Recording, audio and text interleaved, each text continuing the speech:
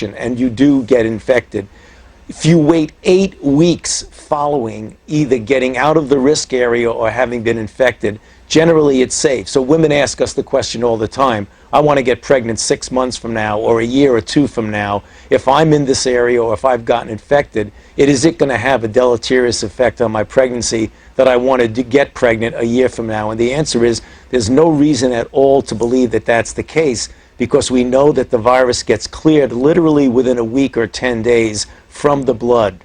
But Dr. Fauci, how confident are you that the Zika mosquitoes are contained in just that South Florida, Miami neighborhood of Wynwood? Is it possible that people can live elsewhere in the country and also be infected?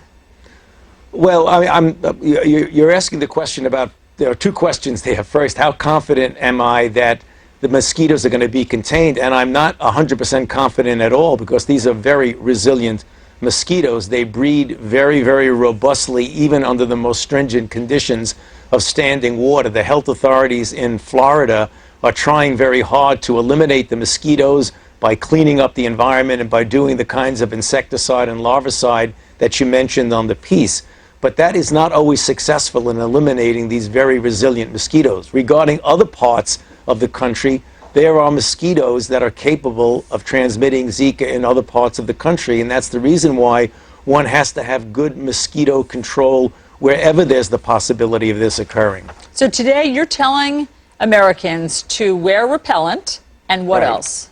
Well, there are several things one can do, particularly for pregnant women, but for everyone. When you're in an area where there are mosquito activity, you protect yourself from mosquitoes by the following. If you live in an area that you have some control over, get rid of standing water in pots, pans, tires, anything that has standing water to prevent them from breeding.